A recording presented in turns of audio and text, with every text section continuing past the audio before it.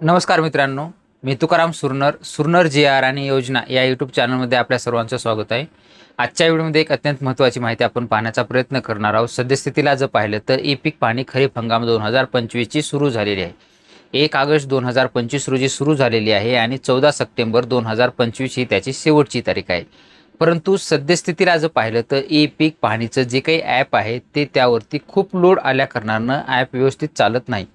चालतं पण व्यवस्थित चालत नाही. त्याच्यामध्ये तुम्हाला जितका वेळ ई पीक पाहणी करण्यासाठी लागणार आहे त्याच्यापेक्षा जास्त वेळ घेत आहे.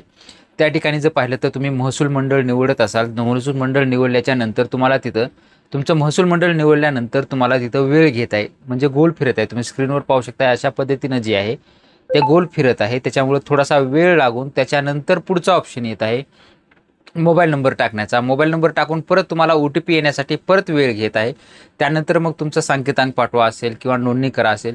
हे संपूर्ण वेळ जो लागत आहे तो संपूर्ण दिवसभरामध्ये जो काही त्या ॲपवरती सतत युजर्स वाढत असल्या कारणानं त्याच्यावरती लोड आल्या कारणानं सर्व्हर जाम झाल्या कारणानं ॲप व्यवस्थित चालत नाही. तर त्यासाठी तुम्हाला पर्याय काय आहेत? ह्याच्यासाठी तुम्हाला नोंदणी करून घ्यायची आहे. पूर्ण नोंदणी करण्यासाठी सायंकाळी तुम्ही असेल किंवा रात्री असेल, ज्या वेळेला तुमच्यासाठी त्या ॲपवरती जास्त लोक ॲपवरती प्रयत्न करणार नसतील, म्हणजे त्या टाईमला म्हणजे सायंकाळच्या वेळी, संध्याकाळी, रात्री तुम्हाला जसा वेळ असेल त्यावेळी तुम्ही तुमचं रजिस्ट्रेशन पूर्ण करून घ्यायचं आहे. म्हणजे काय करायचं आहे, रात्री तुम्ही ॲप चालू करा. त्या ठिकाणी तुम्हाला लोकेशनचं शेतातच असावं असं, त्या ठिकाणी नोंदणी करण्यासाठी तुम्ही शेतातच असावं असं तिथं कंपल्सरी नाही आहे. तुम्ही घरी बसून सुद्धा तुम्ही जिथे असाल तिथून तुमची नोंदणी जी आहे ते कंप्लीट करू शकता. तुम्हाला फक्त तुमच्या पिकाचे ज्यावेळेस तुम्ही फोटो काढत असाल त्यावेळेस तुम्ही शेतामध्ये तुमच्या गटात असणं आवश्यक आहे. नोंदणी करण्यासाठी तुम्ही घरून करू शकता.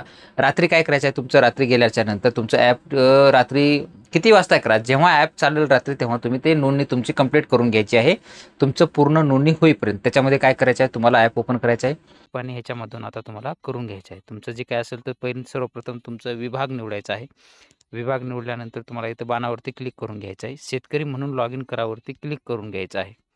त्यावरती नंतर तुमचा जो काही मोबाईल नंबर आहे तो मोबाईल नंबर इथं प्रविष्ट करायचा आहे तुम्हाला आणि संकेतांक पाठवावरती क्लिक करायचं आहे. त्याच्यामध्ये नंतर मग नोंदणीकृत पृष्ठामध्ये तुमचं नाव टाकून घ्यायचं आहे. जे काही नाव असेल ते नाव इथं तुम्हाला टाकून घ्यायचं आहे. मराठीमध्ये असेल तर मराठीमध्ये तुम्ही सर्च करू शकता. त्यानंतर मग तुमचं वडिलांचं नाव आणि तुमचं सरनेम सर्च करून घ्यायचं आहे, तिथं टाकून घ्यायचं आहे. संकेतांक पाठवा यावरती तुम्हाला क्लिक करून घ्यायचं आहे. क्लिक केल्याच्या नंतर तुमच्या ह्याच्यावरती जो काही संकेतांक असेल तो संकेतांक तुमच्या ह्याच्यावरती पाठवलेला आहे. ओ टी पी तुमच्या मोबाईलवरती येईल. तो ओ टी पी तुम्हाला इथं टाकून घ्यायचा आहे. आपल्या आलेला आहे तो ओ टी पी आपण इथं टाकून घेणार आहोत. टाकल्यानंतर नोंदणी करा यावरती आपण क्लिक करणार आहोत. क्लिक केल्याच्या नंतर तुमची जे काय असेल तर नोंदणी झालेली आहे. परत इथं पाहू शकता की इथं संकेतांक पाठवावरती परत एकदा क्लिक करायचं आहे. आपला संकेतांक जो काही आहे तो आपल्याला माहिती आहे, त्यामुळं तुम्ही इथं संकेतांक परत पाठवावरती क्लिक करू शकता किंवा जो आलेला आहे तो आपल्याला टाकून लॉग इन करावरती क्लिक करून घ्यायचं आहे. लॉग इन करावरती क्लिक केल्याच्या नंतर हे तुमचं जे काही प्रोफाईल असेल ते आता इथं झालेलं आहे. नवीन नोंदणी करा यावरती आपल्याला क्लिक करून घ्यायचं आहे. त्यानंतर मग तुमचा जिल्हा जो असेल तो जिल्हा तुम्हाला इथं निवडायचा आहे. त्यानंतर तुमचा तालुका कोणता आहे, तालुका निवडायचा आहे.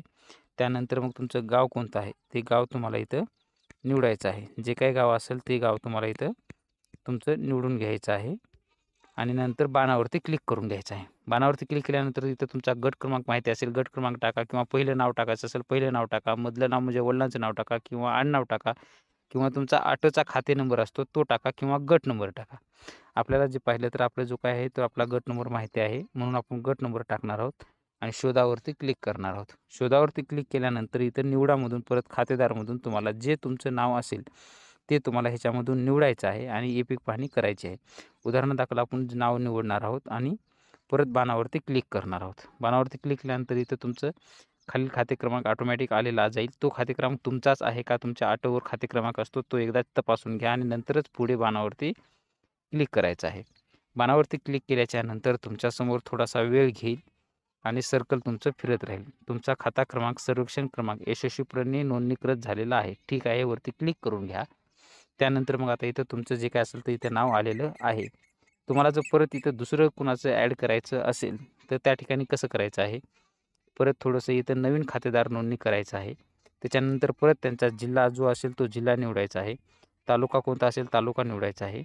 गाव जे असेल ते परत गाव निवडायचं आहे आणि परत तुम्हाला त्या बाणावरती क्लिक करायचं आहे आणि गट क्रमांक जो असेल तुमचा तो गट क्रमांक इथे टाकून घ्यायचा आहे.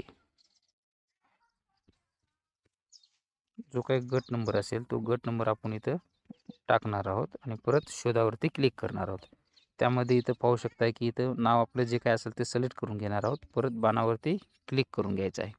खाते क्रमांक आपला आलेला आहे. परत बाणावरती क्लिक करून घ्यायचं आहे. खाते क्रमांक आपलाच आहे. त्यानंतर मग तुम्ही इथं यशस्वीपणे नोंदणी झालेली आहे असं दाखवलं जाईल. ठीक आहे वरती क्लिक करून घ्यायचं आहे. परत ह्या खातेदार निवडा जी काय असेल आता त्याच्यामध्ये जायचं आहे. आपलं ज्यांची ई-पीक पाहणी करायचं आहे त्यांचं नाव आपल्याला सिलेक्ट करायचं आहे. ही रात्रीच्या इथपर्यंत प्रोसेस कंप्लीट करून घेतल्याच्या नंतरची प्रोसेस तुम्हाला फक्त फोटो काढण्यासाठी मग दिवसभरात तुम्ही शेतामध्ये जाऊ शकता आणि शेतामध्ये तुमच्या गटात थांबून तो फोटो तुम्हाला काढून घ्यायचा आहे आणि फोटो काढून घेतल्याच्या नंतर तिथं नेट तुमचं चालू करण्याचीही गरज नाही. ऑफलाईनसुद्धा तुम्ही फोटो काढू शकता. त्याच्यानंतर मग संपूर्ण करून घ्यायचं आहे. फोटो वगैरे काढून घ्यायचा आहे. घेतल्याच्या नंतर डेटा संपूर्ण तुमचा ऑफलाईनमध्ये जरी असेल चालेल. नेट चालू असेल तर चालूसुद्धा करून घेऊ शकता आणि तो अपलोडसुद्धा करू शकता. अन्यथा जर तुम्ही ऑफलाईन सेव्ह केलेला असेल तर संध्याकाळी परत यायचं आहे आणि संध्याकाळी घरी आल्यानंतर निवांतमध्ये त्या ॲपमध्ये जाऊन तुम्ही फक्त अपलोड बटनावरती क्लिक करून तुमची जी काही ई-पीक पाहणी आहे ती अपलोडवरती सेव्ह करू शकता. त्याच्यामध्ये अपलोड झाली का नाही हे जर कुठं पाहायचं असेल तर परत तुम्ही पिकाची माहिती पहा याच्यावरती जायचं आहे. तिथं तुमचं नावाची पिकाची माहिती अपलोड झालेली आहे का चेक करा. नसेल झाली तर अपलोड करायचा तिथं ऑप्शन परत दाखवला जाते परत करा किंवा गावाच्या यादीमध्ये नाव पहा ह्याच्यामध्ये तुम्हाला जायचं आहे आणि तुमचे नाव पाहायचं आहे. जर ग्रीन पट्टीमध्ये आलेलं असेल तुमचं नाव तर त्या ठिकाणी तुमची ई-पीक पाहणी झालेली आहे. अशा पद्धतीने तुम्ही ते समजून घेऊ शकता. तर व्हिडिओ आवडला असेल तर मित्रपरिवारांना तुमच्या नक्की शेअर करा जेणेकरून त्यांनाही याचा फायदा होईल आणि असेच नवनवीन अपडेट आपल्या चॅनलवरती येत असतात. तुम्ही जर चॅनलवरती नवीन असाल तर आपल्या चॅनलला सबस्क्राईब करून बाजूचे बेल आयकॉन दाबून व्हिडिओला लाईक करायला मात्र विसरू नका जेणेकरून नवीन अपडेट तुम्हाला लवकरात लवकर मिळत जातील. भेटूया नवीन माहितीसह नवीन व्हिडिओमध्ये. धन्यवाद.